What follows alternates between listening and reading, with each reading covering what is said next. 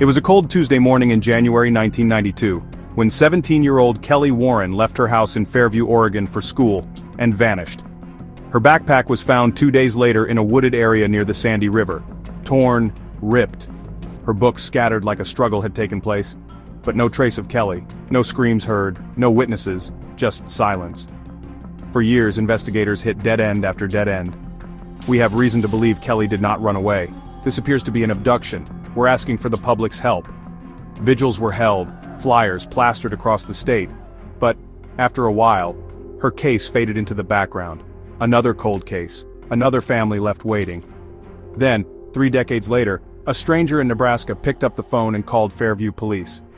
His name was Travis Holloway. He didn't know Kelly, never met her. But he had a memory. It was a fishing trip my dad took me on in '92 somewhere in Oregon. I was just a kid. But I remember a blue pickup truck parked by the river, and a girl yelling. It's haunted me for decades. Detectives were skeptical. Memories fade, stories get twisted. But Holloway remembered something no one else did, not even the media. A silver medallion, an eagle hanging from the rear-view mirror of the truck. That detail had been in the original police report, never released publicly. That was the moment. We knew he'd seen something real, something we'd missed. With Holloway's memory as their guide, investigators combed through old vehicle registrations from 1992. They landed on Ronald Tate, a loner, no priors, lived 3 towns over. In '92 he drove a blue Ford F-150 with a silver eagle medallion. When police showed up at his rural property, it was like time itself had gone still. Buried beneath a concrete slab behind an old tool shed, they found a small weathered box. Inside, a torn scarf, a bracelet engraved with the initials KW and a Polaroid. A photo of Kelly, eyes wide, afraid, bound. DNA confirmed it. The scarf and bracelet belonged to Kelly Warren. But Ronald Tate, he was long dead. Died in 2004, car accident, no foul play suspected. It was like justice had knocked and found no one home. For Kelly's family, it was closure, but not peace. What happened after that photo? Where was Kelly taken? Her body has never been found. The exact spot, still a mystery. And maybe the most chilling discovery, Ronald Tate's journals, hidden up in his attic, mentioned 2 other names. 2 girls, both missing, one from Montana, 1989, the other from Utah, 1990. The FBI has opened their cases again, but so far, no answers. Just more questions. All because of a memory from a child on a fishing trip. A memory that changed everything, 31 years later. This is Vanished Whispers, True Crime, where silence speaks. And sometimes it only takes one memory to bring it all back. Soft static, the sound of a tape recorder clicks. Detective's voice. Please state your name for the record. Witness #1, shaky. My name is Carol Jensen. I live off River Road. I saw a girl, I think, running near the trees. She looked scared, but I can't be sure. It was foggy. Maybe it was just a deer, I don't know. Detective, you said you heard shouting? Carol, yes, a man's voice, angry, then it stopped, dead quiet. I didn't see where they went. Witness #2, calm. Name's Bill Harper, I fish here every week, didn't see or hear a thing, the only truck I saw that day was blue. Parked by the river, nobody inside, no girl. Detective, what about the medallion? Bill, didn't notice, sorry. 911 operator, Fairview Police, what's your emergency? Caller, whispering, there's something buried behind the old shed. I heard digging last night, please send someone. Officer, found something, Sarge, it's a box, looks old. Detective, don't touch it, get forensics in here. As detectives pieced together statements, the details refused to align. Carol swore she saw a girl. Bill said the river was empty. The 911 caller, anonymous, never traced. Inside the weathered box, the evidence grew darker. A scarf, a bracelet, and a Polaroid. Kelly's terrified eyes. But the biggest shock came from Ronald Tate's journals. Pages scribbled with names, dates, and strange symbols. 2 names matched missing girls from other states. One entry read, blue truck, by the water. She screamed. No one came. But there was more. A final, chilling note. They never remember, except one did. Conflicting voices, unsettling details, each revelation deepened the mystery. Was it all memory or something more? And who was the stranger that remembered, when all others had forgotten? In this case, every answer led to another question, and somewhere the river kept its secrets. The investigation seemed to be closing in, until the forensic team developed a roll of film found hidden beneath the false bottom of Ronald Tate's old box. The photos were faded, water-stained, but one image stood out, a blurry shot of the riverbank, taken at dusk.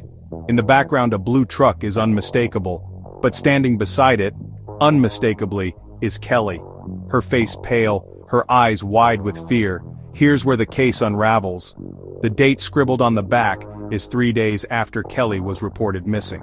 According to every witness, to every timeline, to every piece of evidence, Kelly should have already been gone. Detectives scoured the photo for clues. In the corner, a shadowy figure, too indistinct to identify but tall, wearing a dark coat. No one remembered seeing anyone like that. Not Carol, not Bill, not even the anonymous caller mentioned a second person. The medallion from the box? It appears in the photo, hanging from the figure's hand. But forensics confirmed the medallion was buried for years before Kelly vanished. As the team tried to reconcile the impossible timeline, a final discovery, the Polaroid of Kelly, the one found in the box, had a faint fingerprint, one that matched neither Kelly, Ronald Tate, nor any known suspect. A new question now haunted the case. Who took the photograph? And if Kelly was alive after she disappeared, who was the real stranger by the river? Some mysteries, it seemed, weren't meant to be solved. The river, silent as ever, kept its secrets for another night. Just when the case seemed to settle into silence, new voices crackled through the static. 3 witnesses, each with a different story, stepped forward, shattering the quiet and forcing everyone to reconsider what they thought they knew. Maria's account echoed the photograph's mystery. A man in a dark coat, Kelly alive after her reported disappearance. But her memory diverged from the established timeline, raising more questions than answers. The medallion again. But if it was buried, how could James have seen it? Was memory playing tricks, or was there something more sinister at play? Each testimony chipped away at the certainty of the case. The detectives, faces drawn with fatigue, pored over their notes, timelines blurring, alibis unraveling. For Kelly's family, the new leads meant hope and heartbreak. Every new detail was a lifeline and a wound. For investigators, the inconsistencies were both a curse and a clue. The case, once cold, burned with new urgency, but with every answer came 2 new questions. Who was the man in the dark coat? Was Kelly truly gone, or had everyone been searching in the wrong places all along? In the shadows of the interrogation rooms, the truth twisted and turned, just out of reach. And as the river flowed outside, the search for answers was far from over. In a sterile forensic lab, fluorescent lights flicker over a table crowded with new evidence. An unmarked envelope, delivered anonymously, changes everything. Inside, high-resolution crime scene photos never seen before, angles the official team never captured. One shows a muddy footprint by the riverbank, distinct tread marks leading away from where Kelly's belongings were found. Another reveals a second medallion, identical to the one buried with Kelly's keepsakes, lying half-buried in the reeds. A forensic analyst's voice breaks the silence. The soil on this shoe print doesn't match the riverbank. It's from the quarry, miles away. The evidence board updates in real time, red strings connecting new locations, new possibilities. Close-ups linger on a lab technician's gloved hands, dusting the medallion for fingerprints. The results are shocking. Partial prints, not Kelly's, not James's, but a match to someone previously dismissed from the investigation. As the lead detective reads the forensic report, her hands tremble. The bloodstain on the recovered jacket, not human, animal. The fibers found on Kelly's scarf, synthetic from a costume, not her clothing at all. Expert testimony clashes on screen. One claims the new evidence exonerates James. Another insists it implicates him further. The family, watching from behind a glass partition, cycles through hope and despair with every revelation. In the glow of the evidence board, faces reflect confusion, fear, and the dawning realization that everything they thought they knew might be wrong. The case, once tangled, is now a knot pulled even tighter. The search for the truth has never felt so urgent or so dangerous. Inside the stark, echoing walls of the police interview room, the air is thick with anticipation. The camera lingers on a nervous figure, Mark Ellison, a groundskeeper previously dismissed as a witness. His hands tremble, knuckles white against the table. Across from him, detectives exchange wary glances, recorders quietly clicking on. Close-ups, Mark's tear-streaked face, the detective's pens poised above notepads, a clock's relentless ticking. Detective Harper's voice, calm but firm, breaks the silence. Mark, this is your chance. What really happened that night? I didn't mean for any of it. I swear, I saw Kelly at the riverbank. She was crying, talking to someone on the phone. I just wanted to check the old shed, make sure no kids were messing around, but then I heard a shout. I saw James run off, and Kelly, she was gone. He buries his face in his hands, sobbing. Mark, what did you do next? I panicked. I found her scarf and the medallion in the reeds. I thought, if they found my prints, they'd blame me. I took them, hid them in the quarry. I never hurt her, but I didn't come forward. I was scared. Mark in the moonlight, hurriedly burying the medallion, his silhouette visible in the distance as police searched the riverbank. Detective Harper slides a photo across the table, the muddy footprint. The soil on your boots matched the quarry, and the fibers on the scarf, synthetic from your work uniform. Mark's shoulders sag in defeat. I tried to cover it up. I'm so sorry. The family's watching through the one-way glass. Kelly's mother collapses, grief and relief warring on her face. James's sister sobs, clutching his hand. Detectives pin final clues to the evidence board. Mark's confession, the medallion, the footprint, all pointing to a tragic, panicked cover-up, not a murder. As Mark is led away, the camera lingers on the shattered families, the detectives' exhausted faces, and the evidence board, now complete. The truth at last is laid bare. Not a calculated crime, but a chain of mistakes and fear. For the families, closure comes wrapped in heartbreak. For the detectives, the case is finally solved, but the scars will remain. Fade out on the interview room, the weight of confession hanging in the silence. In the quiet aftermath of confession, the town gathers in the courthouse. Sunlight streaming through tall windows, casting golden rays on anxious faces. The judge's gavel falls softly. Mark Ellison, remorseful and broken, is sentenced not for murder, but for obstruction and tampering. Justice, tempered by truth and compassion, is finally served. Cut to Kelly's family, embracing in the hallway. Tears flow, but there is relief, closure. A framed photo of Kelly rests on a memorial bench by the river, surrounded by fresh flowers and handwritten notes. The community stands together in silent vigil, honoring her memory, and vowing to look out for each other, so that no voice ever goes unheard again. James, once a suspect, is seen comforting Kelly's younger brother. Apologies, forgiveness, and healing ripple through the crowd. The detectives, gathered in their office, pin the final photograph to the evidence board. Case closed. Detective Harper gazes out the window as dawn breaks, sunlight illuminating a wall of solved cases and hopeful new beginnings. The camera lingers on the riverbank at sunrise, soft mist rising, birdsong filling the air. Life continues, shaped by tragedy, but not defined by it. In the wake of heartbreak, the community finds strength, the families find peace, and justice brings hope for tomorrow. Fade out on the sunrise, a symbol of new beginnings and the enduring power of truth.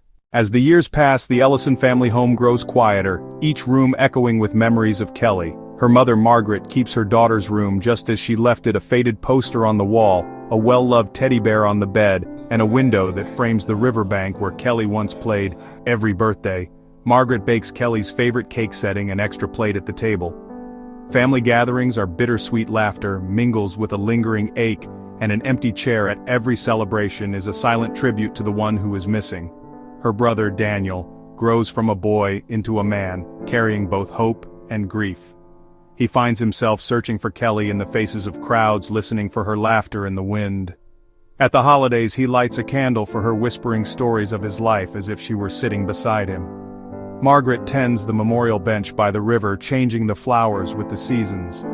She talks to Kelly there, sharing her day, her worries, and her hopes. The rituals bring comfort, but the ache of absence never fully fades. On the anniversary of Kelly's disappearance, Margaret sits at her kitchen table, pen in hand, and writes a letter she will never send. My dearest Kelly, not a day goes by that I don't think of you. I wonder who you would have become, what dreams you'd chase, the laughter we'd share. The world has changed, but my love for you never will. I hope you know wherever you are cherished, missed, and remembered. Always love, Mom. The letter is folded gently, placed in a box with photographs and keepsakes, a mother's silent promise that her daughter's memory will endure.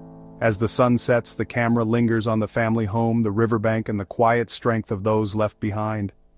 Their lives forever changed, but bound together by love, remembrance, and the hope that healing, though slow, is possible. Fade to black. A grainy silhouette flickers on screen, the face obscured, voice altered, an anonymous figure shrouded in shadow. I remember that night like it was yesterday. I was walking home from my shift, cutting through the trees by the riverbank to save a few minutes. I saw her, a girl alone standing by the water. She looked lost, maybe scared. Then a car pulled up. I heard voices, raised urgent, something felt wrong. I should have done something, but I froze. My heart hammered in my chest. I told myself it was none of my business, but I knew deep down that I was lying. I watched as the car door slammed, taillights flashed, and the darkness swallowed them. I called 911 from a payphone that night. I didn't give my name. I was terrified. What if they traced it back to me? What if whoever was in that car found out I'd seen them? So I hung up before they could ask questions. I thought, maybe someone else would come forward. Maybe the police would figure it out without me.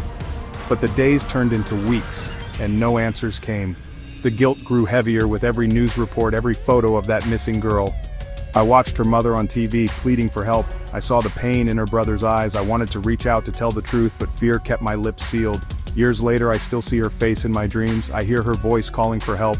I can't take back what I did, or what I failed to do. As I sit here now, watching another anniversary special on the news, I wonder if I'll ever forgive myself. The world keeps searching for answers, but I know the truth has always been with me, heavy, haunting, and unspoken. Fade to black. A dim desk lamp glows in the midnight office, casting long shadows across stacks of files and faded photographs. Detective Sarah Rios sits alone, her eyes rimmed red from sleepless nights. She flips through evidence bags, each item a silent accusation, each unanswered question a thorn in her mind. As the clock ticks, Sarah's mind drifts.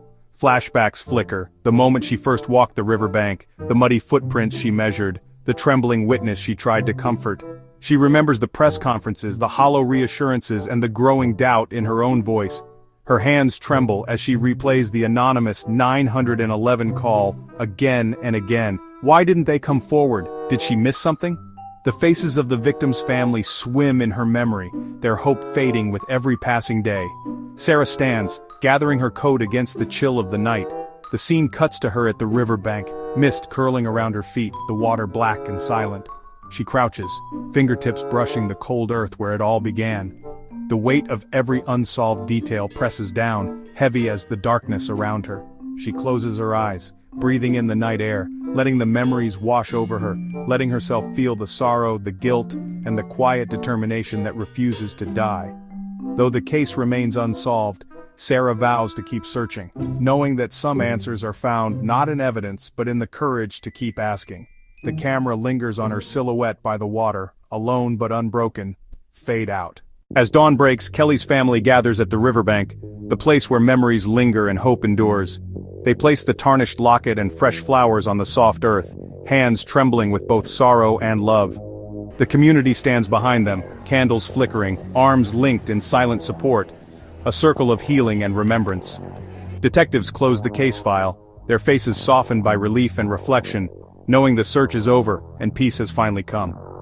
The camera lingers on the river, now bathed in golden light, birdsong rising as the family embraces, grief transformed into hope, and love enduring beyond loss. In the warmth of a new day, the community walks forward together, forever changed, but united by the memory of Kelly and the promise of new beginnings. Fade out on the riverbank, sunlight shimmering on the water, as the story finds its peace at last.